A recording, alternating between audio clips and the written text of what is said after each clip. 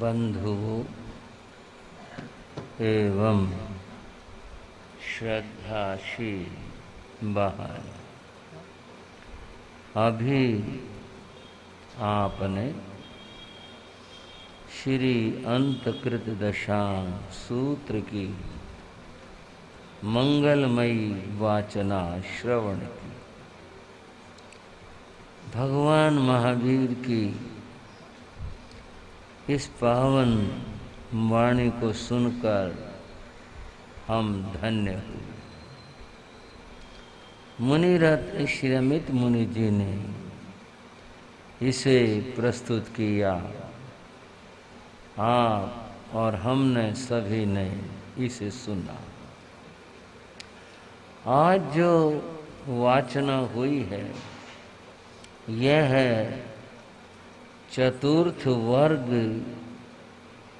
और पांचवें वर्ग की हुई है। आपको ये ख्याल होगा कि अंतकृत दशांग सूत्र के 8 वर्ग हैं। वर्ग अध्याय चैप्टर को कहते हैं। उसमें से आज चतुर्थ, चौथे और पांचवें इन 2 वर्गों की वाचना हुई। आज चतुर्थ पर्युषण है, चौथा दिन है और वाचना चौथे वर्ग से शुरू हुई। आगे कुछ हमारे वर्ग बड़े हैं तो उनको 2-2 दिन में वाचना करके पूर्ण किया जाता है। इसलिए ये थोड़ा सा आपको आगे पीछे लग रहा है और ये आगे पीछे करना भी पड़ता है। बंधुओं, सहज जिज्ञासा होगी कि चौथे वर्ग में किन महापुरुषों का वर्णन होगा। इसका जो समाधान है वह तो हम पूर्व कथा से जोड़कर ही कर पाएंगे कि चंपा नगरी के बाहर पूर्ण भद्र उद्यान में विराजमान श्री सुधर्म स्वामी, उनके सन्निधि में विराजमान बैठे हुए जम्बू स्वामी और बहुत सारे अणगार, सभी के सभी बड़े जिज्ञासा भाव के साथ गुरु के सामने उपस्थित हैं और वे अपनी भावना व्यक्त कर रहे हैं। गुरुदेव भगवान महावीर ने अंतकृत दशांग सूत्र के ये चतुर्थ अध्याय में वर्ग में क्या फरमाया वह हम सुनना चाहते। तब श्री सुधर्म स्वामी ने जम्बू आदि उन मुनियों को चतुर्थ वर्ग की जो व्याख्या थी वह प्रस्तुत की। वही आपके सामने हम रखने जा रहे हैं। उससे पहले थोड़े से कुछ प्रश्नों की चर्चा कर लेते हैं। जिज्ञासुओं के प्रश्न आते हैं, उनका समाधान हो जाए तो अच्छा रहता। एक प्रश्न यह आया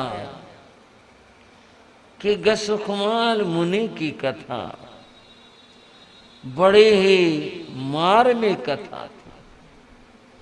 किस तरह से उन्होंने त्याग किया, संयम लिया, साधना की। प्रश्न यह है, उन्हें जो कष्ट भोगना पड़ा, वो कष्ट क्यों भोगना पड़ा? ऐसा क्या कारण था, क्या बात थी जो उन्हें इतना कष्ट भोगना पड़ा? बंधुओं,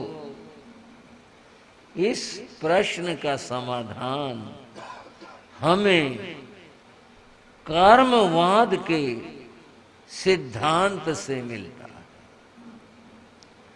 कर्मवाद सिद्धांत में बताया कि जो भी सुख और दुख, संयोग वियोग, जो कुछ भी जीवन में आते हैं, वे सब हमारे कर्मों के फल होते हैं। उन्हीं के कारण से ये सब भोगने पड़ते हैं।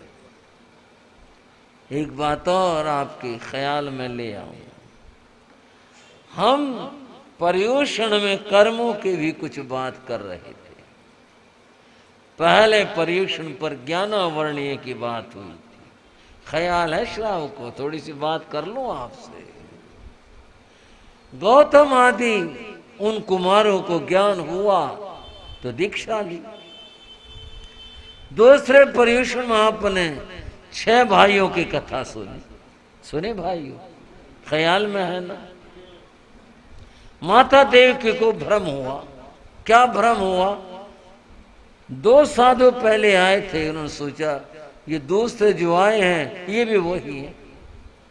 तीसरे आए, सोचा ये भी वही है। दर्शनावर्णीय कर्म में जीव को भ्रम होता है। इसीलिए सम्यक दर्शन मिथ्या दर्शन की बात है। जब ये कर्म दूर हो जाता है तो फिर साफ साफ दिखाई देने लगता है।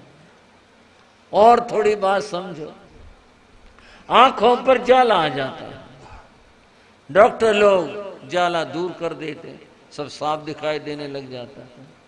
जब तक जाला था उस समय तक व्यक्ति स्पष्ट देख नहीं पा रहा था, और जब दूर हो गया स्पष्ट देखने लगा। दर्शनावर्णीय कर्म दूर हुआ। अच्छा, समझ आगे बात? अच्छा, अब आगे बात समझ में। बंधुओं, तीसरे दिन आपने वेदनीय कर्म की उस भयंकर तम बात को सुना कि वेदनीय कर्म क्या क्या कर देता। और वेदनीय कर्म के लिए गसुखमाल मुनि का उदाहरण अद्भुत है। वेदनीय कर्म 2 प्रकार का है, साता वेदनीय और असाता। इसको यूं कहो कि सुख रूप में और दुख रूप में। कितना सुख उपलब्ध था गसुखमाल को, और फिर असाता वेदनीय का उदय हुआ तो कितना भयंकर दुख उठाना पड़ा। प्रश्न ये था कि ये दुख क्यों उठाना पड़ा? अब इसके लिए हम तो क्या ज्ञानियों ने जो बताया उसको सामने लाते हैं, और वो यह है कि ये इनके पिछले जन्म में किए हुए कर्म का भोग था। जब तक ये कर्म दूर नहीं होता, इस कर्म की निर्जरा नहीं होती, उस समय तक गसुखमाल को केवल ज्ञान नहीं हो सकता। कई बात कहने के लिए कहनी पड़ती है, ऐबिने से हमें संकोच होता, भगवान से क्षमा मांगते हैं, सारी उम्र भी लगे रहते हैं तो भी नहीं होता। इस कर्म के क्षय हुए बिना, इसका भुगतान हुए बिना केवल ज्ञान नहीं हो सकता था और मोक्ष नहीं हो सकती।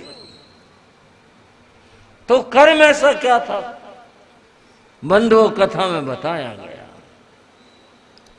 इस जन्म से, गसुखमाल के जन्म से 99 लाख जन्म पहले, कितने भाइयों? जन्म वर्ष नहीं, वर्ष तो बहुत बैठेंगे, एक जन्म में न जाने कितने कितने कितने वर्ष रहते हैं, किसमें कहाँ रही हो, कितने रहे हो। 99 लाख जन्म पहले उस भव में गसुखमाल की आत्मा एक स्त्री के रूप में थी, इनका स्त्री भव था। इस आत्मा ने संसार भ्रमण करते हुए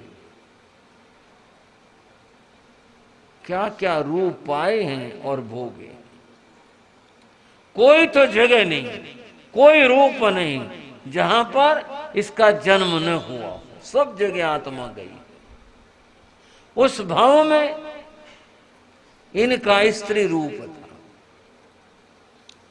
विवाह हो गया था।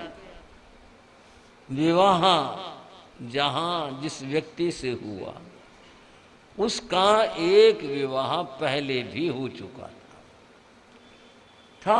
बहुविवाह की प्रथा भी थी। गृहस्थों की बातें हैं बंधुओं, ये उस व्यक्ति की दूसरी पत्नी थी। गसुखमाल का जीव भाव में दूसरे उस व्यक्ति की पत्नी थी। बंधुओं, विवाह किया इसलिए था कि पहली पत्नी के कोई संतान नहीं थी। दूसरा विवाह किया कि भाई संतान हो जाएगी। ये संतान सुख यहां भी नहीं हुआ, दोनों ऐसे ही थी। कुछ ऐसा घटा, ऐसा बीता, जो पहली पत्नी थी उसको एक पुत्र का जन्म हुआ, बेटा हो गया, पुत्र का जन्म हुआ। बड़ी खुशियां मनाई घर के अंदर कि भाई बेटा हो गया। पुत्र हो जाने से उस पहले वाली स्त्री का मान और सम्मान बहुत बढ़ गया। हर बात में उसके पूछ होने लगे। और ये जो गसुखमाल का जीव स्त्री रूप में था, इसका आदर सत्कार आदि कुछ नहीं, इसकी स्थिति ऐसी हो गई। इसने तो ये महसूस किया मैं तो दासी हो गई, इसका ही काम करने वाली हो गई। बताओ, कभी बच्चे का काम करो, कभी इसकी माँ का करो, कभी घर का करो, मैं तो इस घर के अंदर दासी बन गई। इस दासी बन जाने का जो कारण है, उसके मन में क्या दुर्भाव उत्पन्न हुआ। ये बालक है, जब तक ये नहीं जन्मा था मैं और ये बराबर थी। जब से इसका जन्म हुआ इसकी बहुत कदर हो गई और मुझे कोई नहीं पूछता, मैं दासी बन गई।